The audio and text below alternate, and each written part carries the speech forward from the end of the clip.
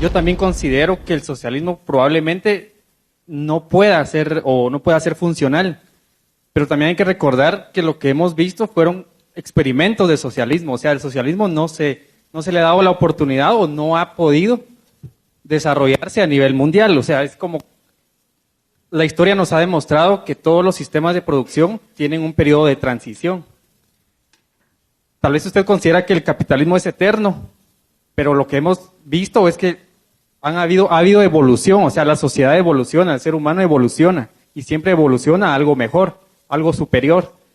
Entonces usted comenta que el capitalismo es justo, no es explotador, pero recuerde que acá en los países latinoamericanos, España especialmente, Inglaterra, en el siglo XV, XVI, o sea, para poder evolucionar Europa y llegar a ser el sistema que hoy es el capitalismo como tal, tuvo que coercionar a los países latinoamericanos, tuvo que violentar a los países latinoamericanos, ¿verdad? Toda la riqueza que había acá, el oro, la plata, fue llevada a Europa y a raíz de eso ellos pudieron financiar sus propias empresas y pudo evolucionar el sistema capitalista, que hoy lo vemos 2012, ¿verdad? O sea, estamos viendo el capitalismo 2012, pero no vemos el origen del capitalismo, cómo se dio en esos años, en el siglo XV, XVI, ¿verdad?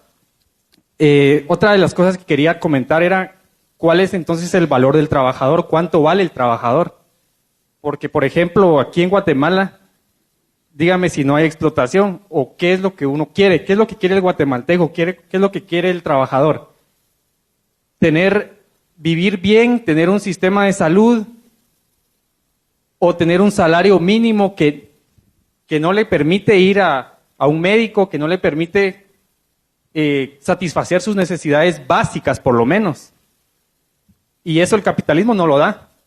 Otra cosa, las empresas te hacen trabajar de lunes a domingo. Te hacen trabajar de lunes a domingo porque yo he trabajado en ese tipo de empresas, ¿verdad? Donde te pagan horas extras.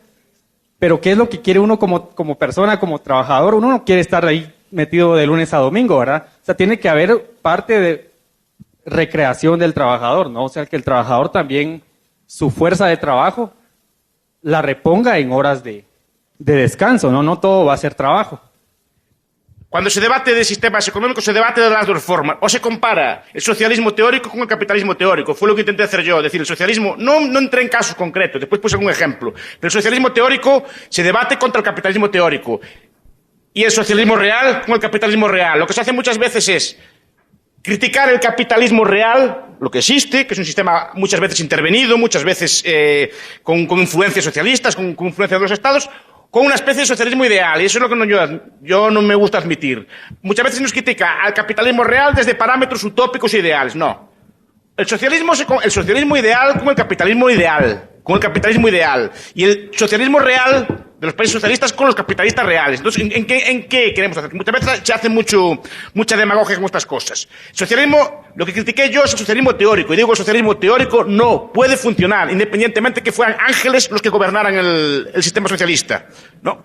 Y no puede funcionar por lo que estuve diciendo, por el cálculo, porque un sistema socialista que tenga cualquier tipo de ejército, que tenga cualquier tipo de aparato estatal, necesita necesariamente explotar al trabajador. Es el primero. Entonces, comparemos uno con uno. Y cuando me resuelvan el problema del cálculo, cuando me resuelvan este tipo de cosas, podemos empezar a hablar.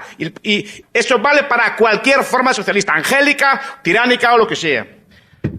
Dos, la idea de que los países capitalistas se hicieron ricos por las colonias no es correcta.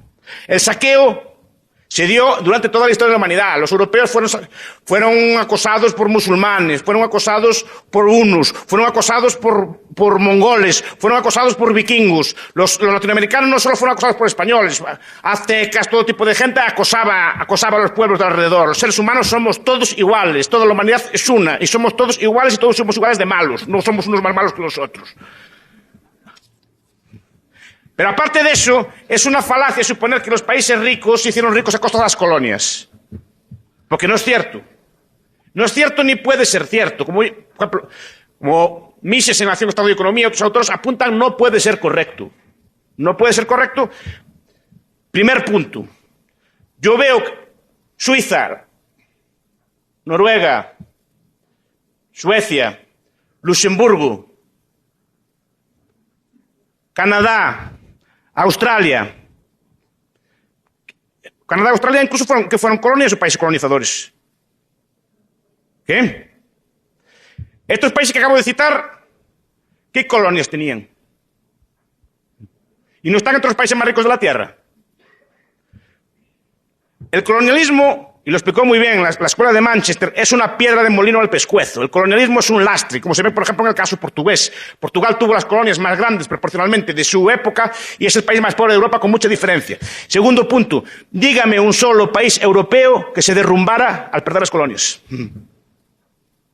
Dígame un solo país europeo o colonizador que se derrumbara al perder las colonias. Mire, ya le pongo un ejemplo nada más. El caso de España. Porque las colonias son un lastre. De hecho, por ejemplo, Inglaterra tenía colonias, pero no invertía en sus colonias. Tienen los datos ahí. Creo que es Lionel Robbins que lo historia. No, Gran Bretaña prefería invertir en Argentina, o en el Brasil, o en Rusia, antes que invertir en sus propias colonias. Las colonias es una cosa de prestigio político, es una cosa de imperio, es una cosa del Estado, es una cosa socialista.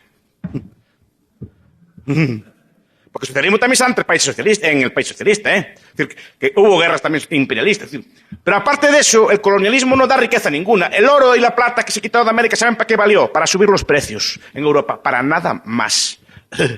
Para nada más. Para crear inflaciones de caballo en Europa y para financiar guerras. Para nada más. No desarrolló ningún país europeo. De hecho, se desarrolló mucho más países europeos sin colonias que España con sus colonias todas que tenía. No le valió de nada. Porque la colonia normalmente, económicamente, es un lastre. Y tercero, habla usted de los salarios mínimos. ¿Cuánto vale un trabajador? Mire, el trabajo, nos guste o no nos guste, es una mercancía. Ustedes mismos lo valoran como mercancía. Ustedes cuando escogen entre un taxi y un autobús están valorando el trabajo.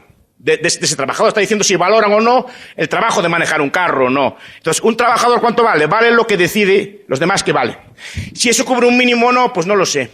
Usted hablaba de que el trabajo es duro. Yo no sé cómo era aquí antes. Yo sé, en Galicia, mi abuelo, que en paz descanse, trabajó de los 9 años. Desde los 9 años. Trabajaba en la conserva, en el campo, con los animales y cultivando la tierra, y desde los 9 años.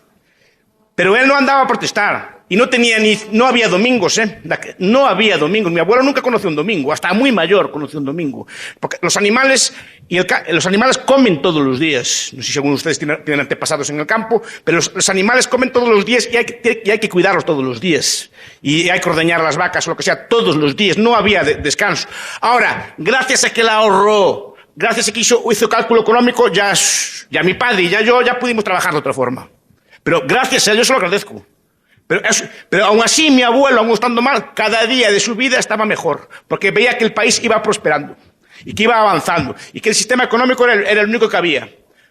No quiso, si mi abuelo protestara que el sistema estaba mal, no arreglaría nada. Mi abuelo lo que hizo es agachar la cabeza, trabajar duro, ahorrar, y ese dinero, bien invertido, con cálculo, derivó en la prosperidad más o menos que tenemos hoy en día. No hay otro camino. ¿Qué pasa? Que no es lento. Es lento. Es un proceso que lleva 50 o 60 años, no es mañana.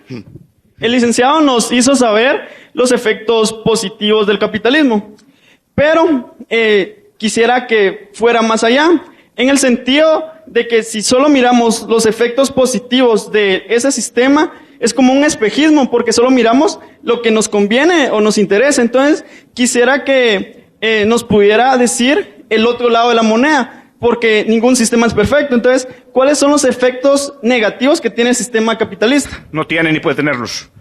Me cae fácil responder.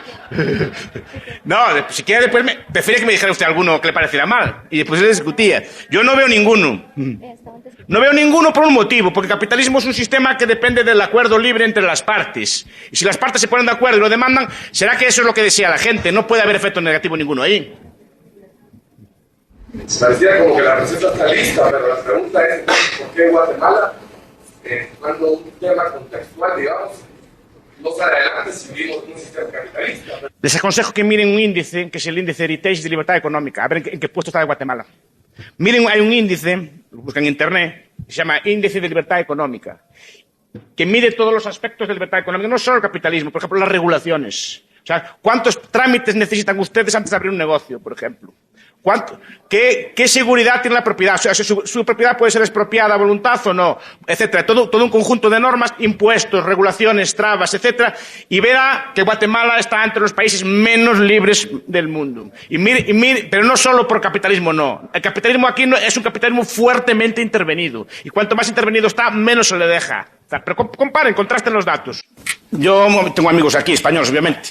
¿Cómo puede ser que un carro cueste casi un 50% más en un país supuestamente más pobre que el nuestro, que en España?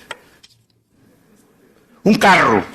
¿Cómo puede costar el mismo carro un 60% más aquí que en otros países? ¿Cómo puede costar cualquier bien de consumo importado un 60% más que en mi país? Por unos aranceles y un intervencionismo brutal. Eso no es capitalismo. Eso los empobrece a ustedes todos. Por ejemplo, les dificulta tener carros. Por ejemplo. Ese tipo de cosas. No puede ser que un mismo automóvil cueste un 60% más aquí. Y es el mismo carro. Porque hay alguien que le mete aranceles en el medio.